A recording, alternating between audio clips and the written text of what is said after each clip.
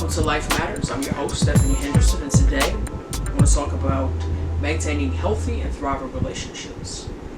So again, like I have previously, I want to read an excerpt of an article, and it says, loneliness is an epidemic in the U.S. right now. More people than ever are isolated and, in turn, anxious and depressed. Loneliness can have a staggering impact on one's mental health and emotional health, as well as one's physical health. One study discovered that loneliness had the same impact on one's life as obesity and smoking. Loneliness, the study found, shortened a person's life by 15 years. One of the best ways to protect your mental health is by prioritizing your relationships. Having strong interpersonal connections benefits us in countless ways. It helps us feel like we're part of community, gives our life meaning, makes us feel accepted, and reinforces that we have people we can rely on during times of adversity. It's important to remember that asking family members or friends for help if you're struggling isn't a sign of weakness, but rather strength. There should be no shame or embarrassment in asking for help. After all, being open and honest with your loved ones can help you begin the process of healing. So I really loved this article here. Well, this portion of the article, I should say, because when you do experience depression, anxiety, and stress, for some, they tend to want to isolate themselves, while others may find where, okay, I don't want to be alone.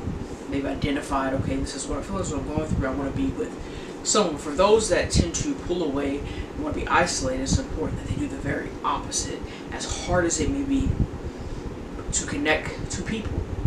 Now, connecting to people, though, it's important who you connect to, because you don't want to connect to anyone who's going to bring you further down, who's going to poke at that depression some more, who's going to poke at that anxiety some more, poke at that stress some more. You want people that are similar to like when you do self-care. They're going to take away some of that anxiety. They're going to take away some of that stress. They're going to ease some of that depression, and you can actually lean on them. You can actually depend on them to help you as you pull yourself up and out, right? So I know for me, when I feel, stressed, or I'm having anxiety, or I know I'm with depression, I have people that I know I want to be around, and people I know for a fact I don't want to be around. And a lot of times, too, some of the people can trigger that anxiety, can trigger that stress, can trigger that depression. I have people that I know are just toxic for me. And when they do come around, or if there's any type of interaction, I'm immediately anxious. My body temperature rises. Up to the point where my ears get hot. So we have to be very mindful of that and make sure that we are, giving ourselves to people that are going to uplift us and that are going to make us feel better, and they're not going to tear us down further than, we already might be.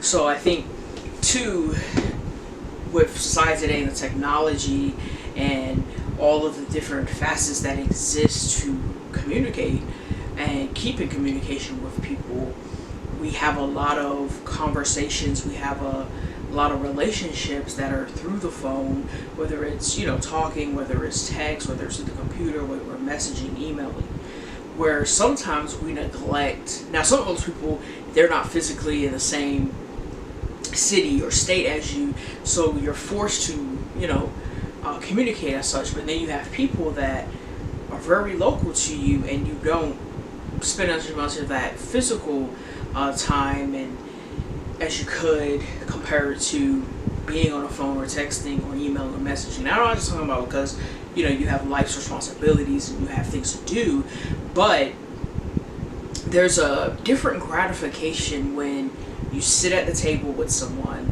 or you sit on a park bench with someone, or you go walking with someone, or do some of your self-care things with someone, and you have that one-on-one, or whether it's a group session, and you just have that face-to-face, that conversation, and that space that you share, versus when you're just talking on the phone, or you're texting, or you're messaging, or you're emailing.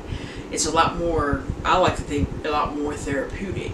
And while, some people may say, think like, oh, I don't need no one, or I don't need that, Everybody needs somebody, and everybody needs to know that somebody's got their back, their side, their front, all around.